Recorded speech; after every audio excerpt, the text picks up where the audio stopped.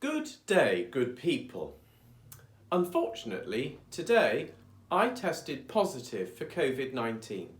So I'm following current guidelines to isolate for 5 days and then to avoid the company of vulnerable people for 10 days. Needless to say, this is most frustrating. It means that I will miss the Christmas market, although I hope that you will manage to get there, and also Sunday morning services.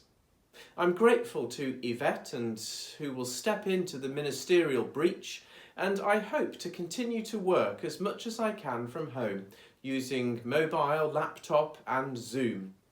Please bear with us. But I am able to say that so far it feels like a head cold, so I'm hoping for a mild dose. Meanwhile, this week, figures for religious affiliation were published from the 2021 census. For the first time, fewer than half of people in England and Wales described themselves as Christian, down from 59.3% in the last census in 2011 to 46.2%. In contrast, the number who said they had no religion increased from 25% to 37.2%. What this doesn't indicate is what people intend by the term no religion. Some will be atheists, but many will simply be people who have no religious affiliation. As you might imagine, there's been a lot of traffic on clergy social media. One commentator summarised the responses broadly as, "The church is in free fall and the leaders are to blame." 2. "Our job is to be faithful, not successful." 3. "Most people are spiritual really, they just don't admit it on a census." Picking up on this, another Twitter feed reflected some of the things that clergy often hear people say. "I'm not religious, Vicar, but I like to light candles in church on holiday." "I'm not religious, Vicar, but I'd like to think that my dog will be in heaven." "I'm not religious, but I do believe in a universal spirit." Now, whilst most people don't have a religious affiliation and are comfortable to state that, they still have spiritual responses to the world around them. Theos is a think tank which researches and investigates the intersection of religion, politics and society in the contemporary world. And in a recent report, they identify a larger figure, around half of people reckon to be non-religious. But within this group, there are 3 distinctive types or clusters.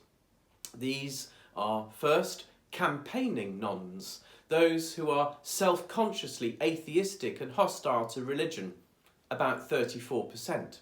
There are the tolerant nons, who are broadly atheistic but accepting and sometimes warm towards religion, 35%. And the remaining third are spiritual nons, who are characterised by a range of spiritual beliefs and practices, as much as those people who also tick the religion box, another 34%. You can look up the figures for High Heaton on the Office for National Statistics website, which interestingly almost exactly represents the national figures. You can even analyse it by postcode areas, which is an entertaining activity. The most Christian segment of High Heaton is the Spinney at 61%. Swarland Avenue and the Drive and the west side of Benton Road north of Ainthorpe Gardens come second at 55%. And I'm glad to say that Cleveland Gardens is next at 51.3%. The lowest is Duxfield Road and part of Holystone Crescent, which is only 36.1% Christian, although in this segment over 10% self-identify as Muslim.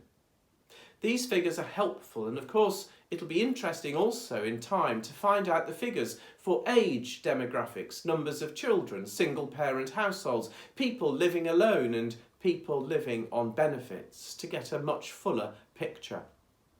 But there's no question that we as a church will commend ourselves to our community if we demonstrate that we are engaged with the realities of what's going on around us.